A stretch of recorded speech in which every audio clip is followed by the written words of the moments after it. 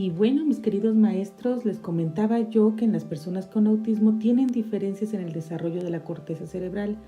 Entonces vamos a primero explicar cómo es el desarrollo de la corteza cerebral. Fíjense bien, como yo les decía, la parte más externa del cerebro es la corteza.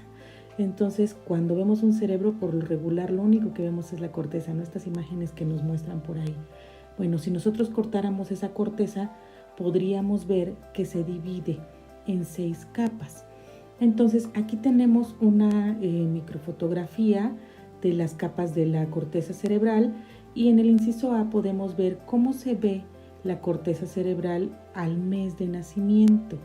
En el inciso B podemos ver cómo se ve la corteza cerebral a los 6 meses de nacimiento. Y en el inciso C podemos ver cómo se ve la corteza cerebral a los 24 meses de nacimiento o a los 2 años de nacimiento. Quiero que le pongan especial énfasis en las columnas que dicen 3 a las 5, ¿sale? Es bien importante, hagan de cuenta que es como estratificada, se tienen diferentes columnas en la corteza cerebral y las más superiores se les ha llamado microcolumnas. Entonces lo que han encontrado en las personas con autismo o con TEA es que estas microcolumnas tienen un arreglo bastante diferente. Entonces, si se dan cuenta, en el inciso A, por ejemplo, todavía hay un montón de puntitos. Todos esos puntitos son cuerpos neuronales que se tiñeron. Si ustedes quieren ver neuronas, las tienen que teñir. Entonces, esta técnica se llama Golgi-Cox y tiene que teñirse con plata, ¿no? Entonces, las que vean ustedes grises son Golgi y entonces están viendo los cuerpos neuronales, ¿no? Y también se pueden ver algunas cosas de las dendritas. Esa sí tiñe dendritas. Entonces, si se dan cuenta, en el inciso A se ven muchos puntitos, ¿no? En el inciso B, que ya son 6 meses, se ven muchos puntitos, pero no tantos puntitos como en el inciso A. Y ya en el inciso C, que son a los 2 años de vida, debe de haber menos puntitos, ¿sale? Debe de haber menos pues cuerpos neurales. Entonces se supone que ya debería haber habido una poda. ¿Qué pasa en las personas con autismo? Fíjense bien, si ustedes ven en su esquina superior derecha, van a ver otras imágenes que ya se ven moraditas. Esas tienen otra técnica que se llama Nissl. Esa nada más muestra los cuerpos neuronales, no les interesan las dendritas, no quieren ver todas estas ramitas, entonces solo quieren ver los cuerpos, ¿no? Y si se ponen se dan cuenta, en la parte de arriba dice control. El sujeto control es una persona que tuvo un desarrollo típico o un sujeto que tuvo un desarrollo típico. Y abajo donde dice 5 años con autismo es un sujeto que tenía 5 años y tenía autismo, ¿no? Entonces lo que vemos no necesitamos ni siquiera imaginárnoslo, o sea, realmente se ve, si se dan cuenta, se ve completamente diferente la organización de estas capas. Esta es la capa 3, que es en la que más se ha encontrado diferencias entre personas con desarrollo típico como nosotras y personas con TEA.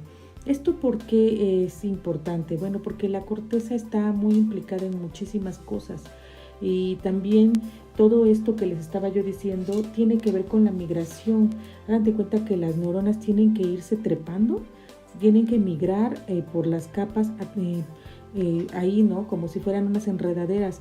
Entonces, en las personas con autismo, este proceso de migración es un tanto diferente y también por lo mismo la organización es diferente y también la poda pues no se da como se debería de dar. Entonces tienen más neuronas de las que más neuronas y más conexiones de las que deberían de estar teniendo. Por eso es que a veces muchas cosas están diferentes y les vamos a explicar ahorita por qué. Bueno, ¿qué provoca la conducta o característica del TEA? En serio, ¿será que toda la corteza tiene mucho que ver con esto?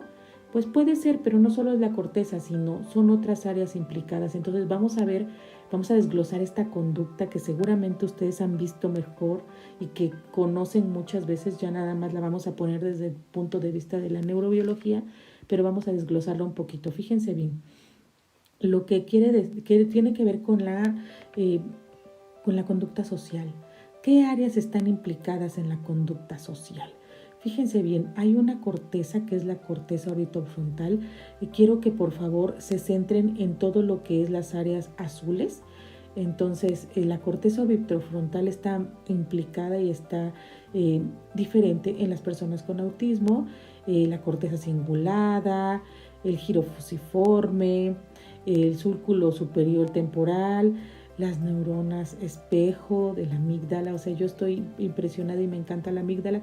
Seguramente ustedes ya han escuchado mucho de la amígdala. La amígdala no es un núcleo, son un grupo de núcleos de neuronas a los que se les puso núcleos amigdalinos y que coloquialmente llamamos amígdala. No son las anginas que tenemos en el cuello, sino están dentro del cerebro. Y la amígdala es muy importante, fíjense, para discriminar estímulos. Hagan de cuenta que si ustedes ven pasar una sombra, tu amígdala te puede decir, eso no es una sombra, es una serpiente, o es un ratón. Está muy implicada también en estas conductas de miedo, pero también esto que necesariamente implica conductas que son tipo miedo, tipo enojo, tipo rabia, y también discrimina muchos estímulos, ¿no? Entonces es muy importante para esto. Y bueno, el giro frontal inferior, se sabe que las personas con autismo tienen diferentes los giros, ¿sí? Como yo les decía en algún momento, el tubo neural se tiene que plegar en nuestra cavidad craneana. Entonces, por eso es que tenemos estos giros, porque tenemos que plegar toda esa masa dentro de una circunferencia, ¿no? O dentro de una cavidad que es dura. Entonces ahí se plega y ahí quedan los giros como deberían de quedar. Por lo regular, en la gran mayoría, dijéramos, de las personas con desarrollo típico, pues son muy parecidos. Pero las personas con desarrollo atípico pueden tener diferencias en estos giros. Y bueno, la corteza parietal también está desarrollada de manera diferente en personas con autismo que en personas con desarrollo típico, y esto está muy implicado, como yo les decía, con la conducta social. Por eso es que vemos este tipo de conducta antisocial, y esta conducta tiene su base biológica y su sustrato neuroanatómico y neurofuncional. Otras áreas, por ejemplo, porque las personas con autismo tienen déficit en la comunicación. Bueno, porque tienen un desarrollo diferente en áreas que están implicadas con la comunicación, por ejemplo, con el lenguaje oral, como el área de Broca, que seguramente ustedes ya la conocen, ¿sí? El surco temporal superior, ¿sí? Los ganglios basales, que son súper importantísimos, la sustancia nigra, el tálamo. O sea, realmente pudiéramos irlos incluso desglosando y desmenuzando un poquito más. Fíjense, o la corteza suplementaria, esta corteza motora. Miren, todas estas áreas, corteza motora, ganglios basales y sustancia negra, son muy importantes también para la ejecución del lenguaje.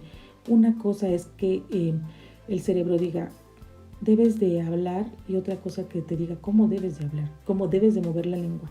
Entonces eso es muy importante, que haya una ejecución que se pueda ejecutar, y estas áreas están muy implicadas en eso, en este tipo de movimientos, ¿sí? Que son necesarios para poder ejecutar el lenguaje.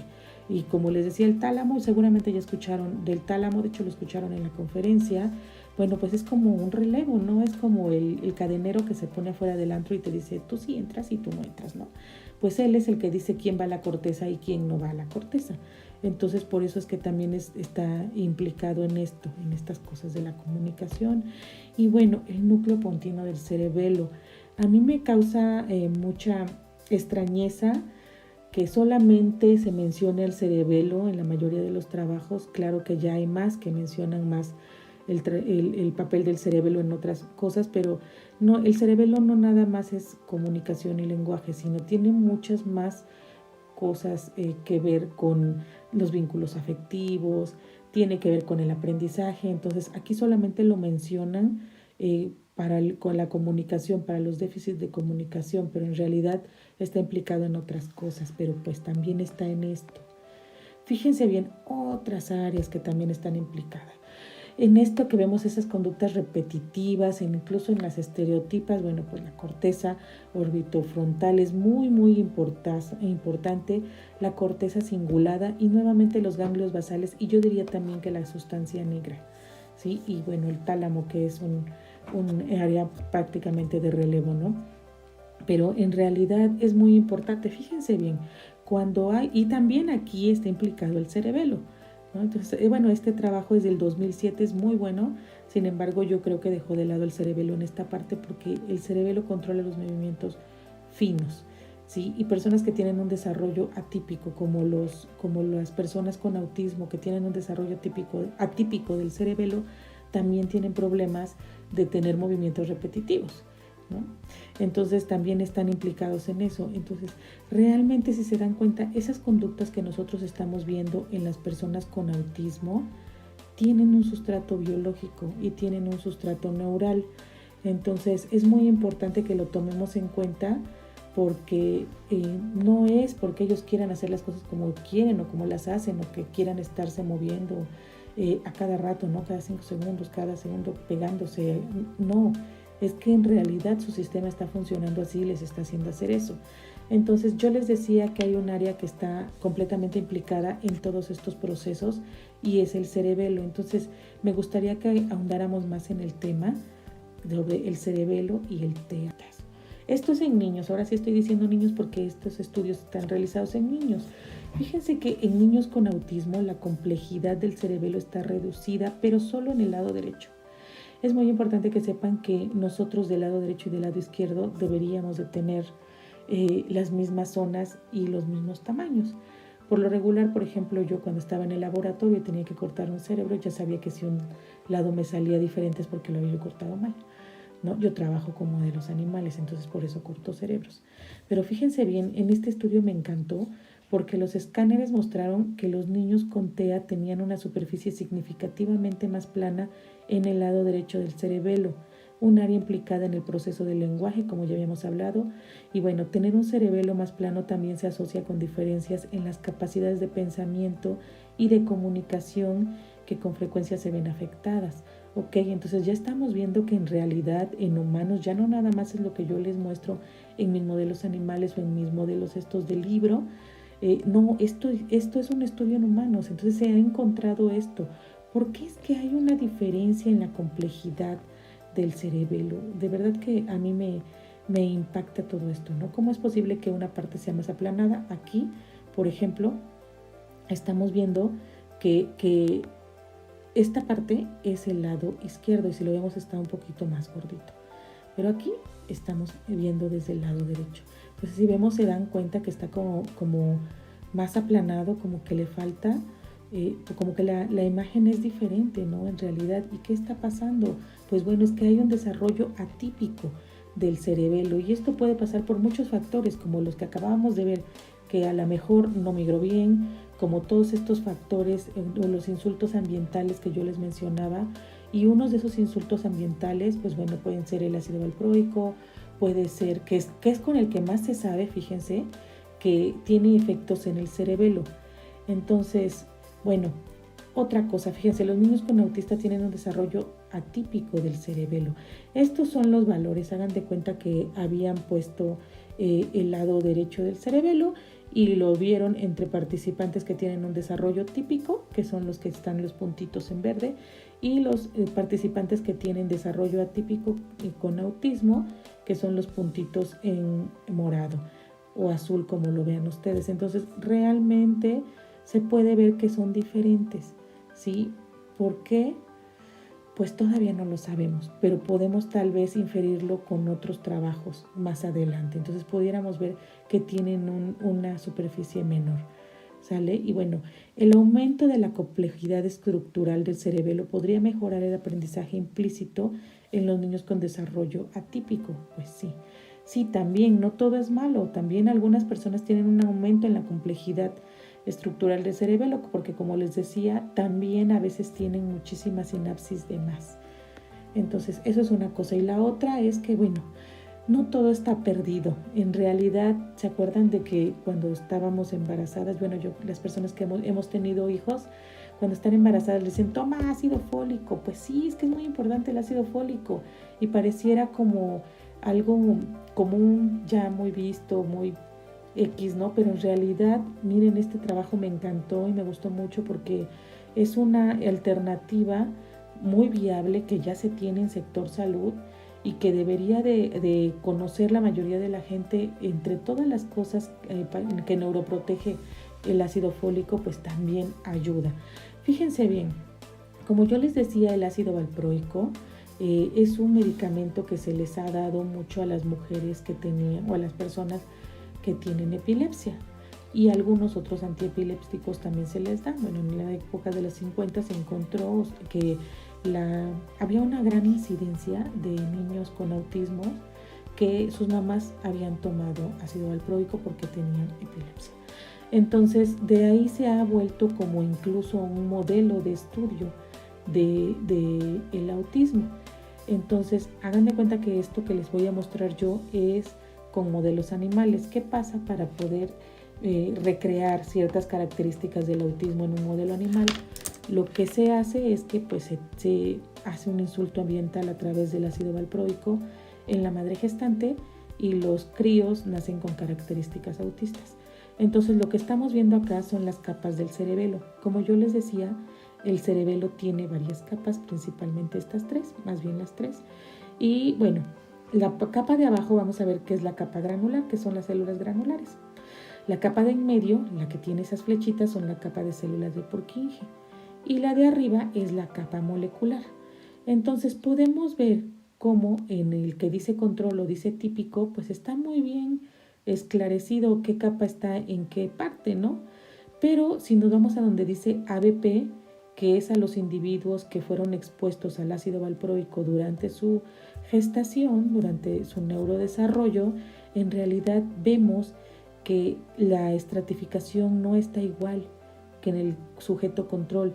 Vemos que la capa de células de Purkinje está desarreglada, incluso la capa de células granulares también. Entonces no vemos esa estratificación de células.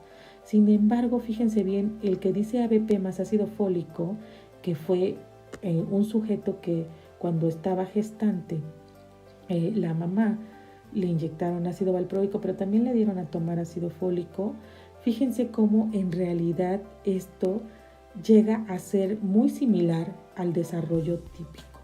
¿Qué quiere decir? Que el ácido fólico neuroprotegió a estos individuos e hizo que por lo menos en el cerebelo no hubiera estos problemas de diferenciación celular, de migración, de estratificación, no los hubo. Entonces realmente tenemos, sí hay insultos ambientales, pero tenemos alternativas, y esta alternativa, como les decía, a mí se me hace súper padre porque en realidad se utiliza en el sector salud. Entonces yo creo que son cosas que se tienen que difundir incluso desde esta área que pudiéramos ver muy alejada, ¿no? Trabajar con modelos animales de rata o de ratón. ¿Esto qué me puede impactar a mí, no? Que soy un humano. Bueno, pues te puede impactar en que, mira, aquí hay información que te puede servir, ¿no? Si mujeres están embarazadas, tomen ácido fólico, porque en verdad que sirve para muchas cosas e incluso para prevenir insultos ambientales que muchas veces derivan en trastorno del espectro autista.